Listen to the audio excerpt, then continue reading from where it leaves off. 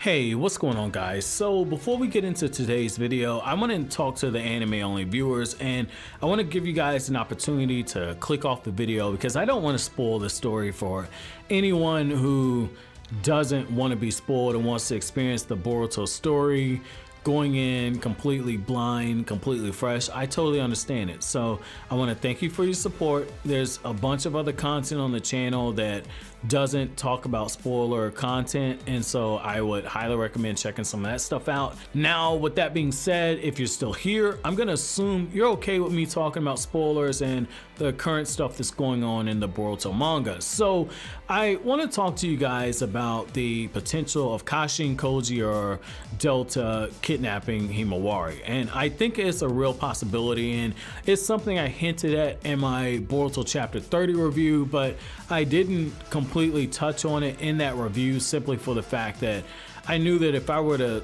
dive off into that area, the review would have been closer to 30-35 minutes, and normally I don't mind doing those videos if it feels justified, but for that I felt like that would drive things so far off topic, off of the review, that it should have just been its own video in itself, and that's kind of why I'm here now talking to you guys about this. So when you go to chapter 30, there are a few things that feel like red flags there. There are a few things that feel like red flags. So the first thing that feels like a red flag is the fact that when Naruto finds out that a member of the car organization is headed towards this location and that the training ground is now going to become a battlefield, Naruto tells Ino, hey, get all of those ninja police guys, tell them not to come here. Any shinobi in the area, don't engage. I got this. Like, that was such an alpha move right there. Like, that was Naruto saying like, hey, I'm Hokage for a reason. Like, I got this right here. They come into my village, I'm gonna handle them. I'm gonna break off a piece of that Uzumaki ramen noodle doodle for them. But the other side, right? The other side is he tells Boruto, hey, get your sister out of here. She's not a ninja. She's gotta go. She's a liability. And that was Naruto as Hokage making the decision, but most importantly, that was Naruto as a father making a decision. And that was such a huge moment because that was showing that at the end of the day, while Naruto is Hokage, he's also a father, and he had to juggle two aspects. He had to juggle the fact that he has to make a tough decision as Hokage, but he has to make a tough decision as a father.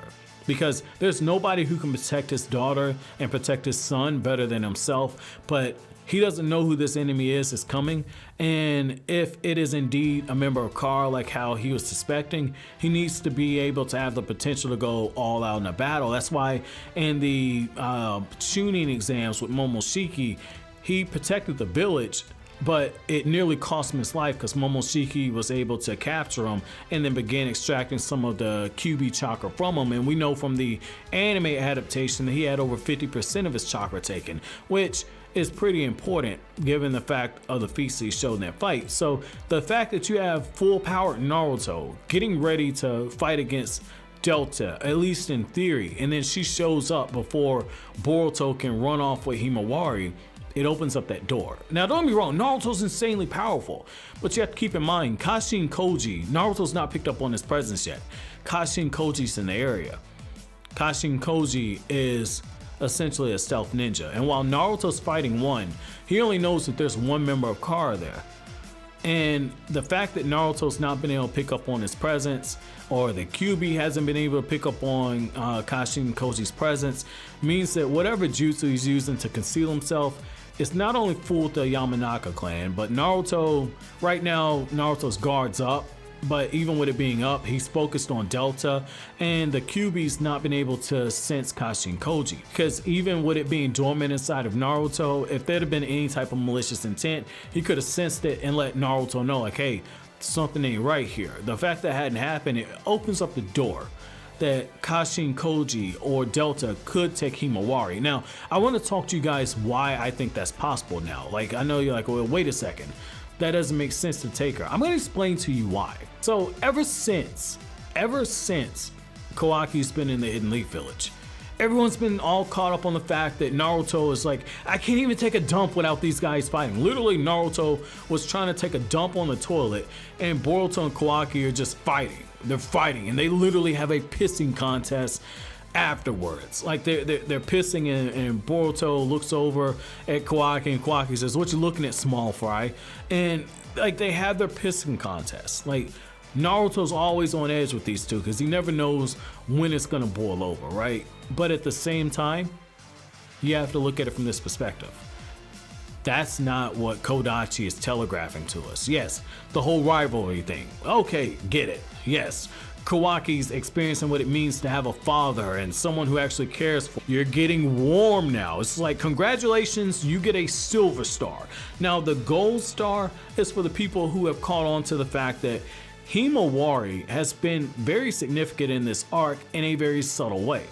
Because what's at the key of the whole Boruto and Kawaki disagreement right now?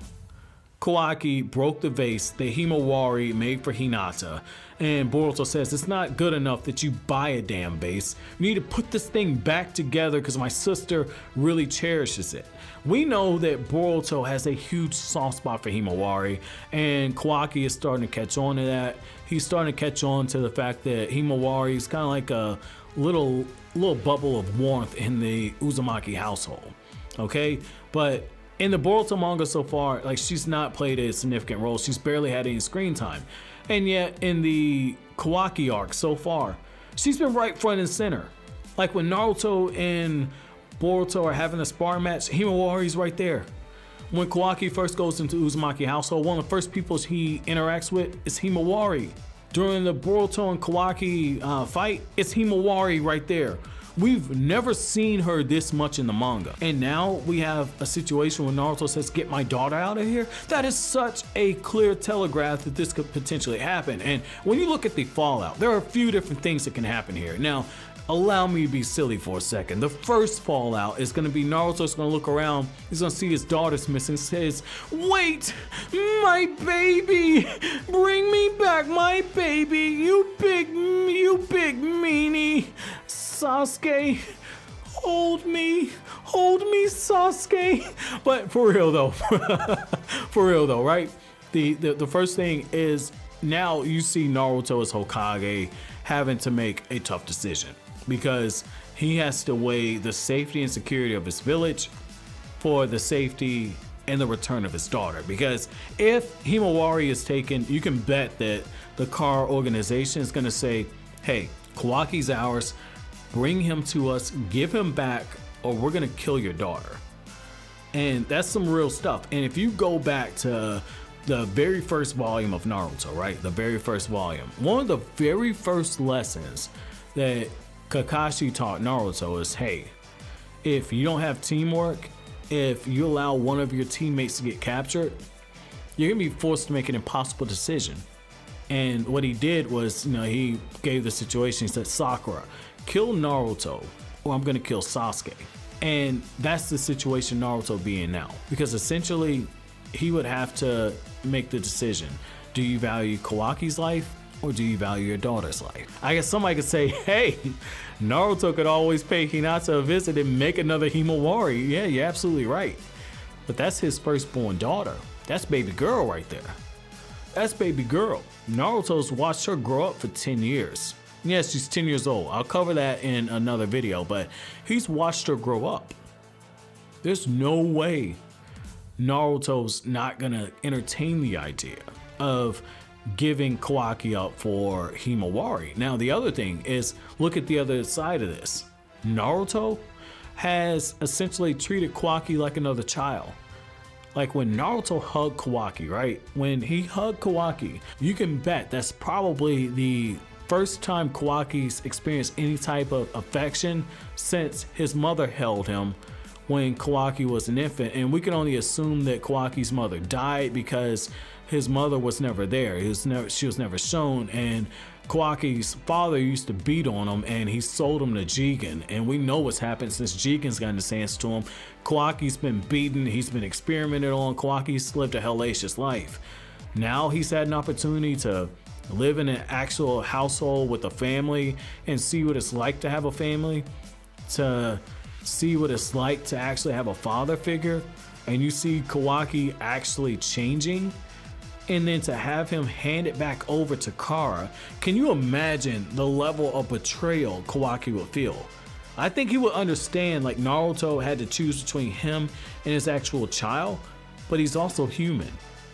He's also human. One of the worst things, one of the cruelest things you can do is give somebody a taste of something special, a taste of hope, and then rip it away from them. And then on the other side of that, most importantly, because this story is called Boruto, and they've hammered home over and over and over that this is Boruto's story, that the story of Naruto's done, right?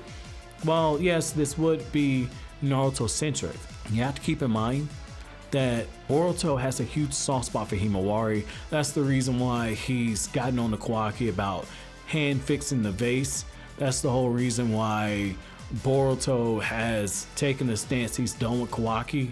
And to have Boruto go through the trauma of having his sister taken from him when he's supposed to protect her and he was unable to do it, that could be huge for Boruto's character, because that will force him to take the training more seriously, and also it would take him to a level where he better cherishes the time he spends with his sister and understands that the people you love can be taken from you at any given moment. I want to close out with this. The other part of the reason why I think that having Himawari being taken could be key is they place so much emphasis on this damn vase, fixing the vase. And Himawari's like, well, you already bought a new one, you don't need to.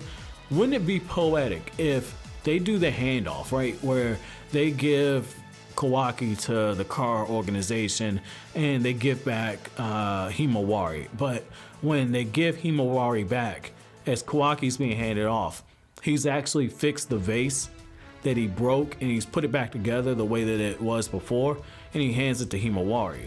That would show Boruto that Kawaki, there's more to him than he already thinks. And that would be a nice payoff to one of the anchors for this arc, because I feel like that vase, while there are a lot of jokes that are cracked about it, saying, when's Kawaki gonna fix the vase?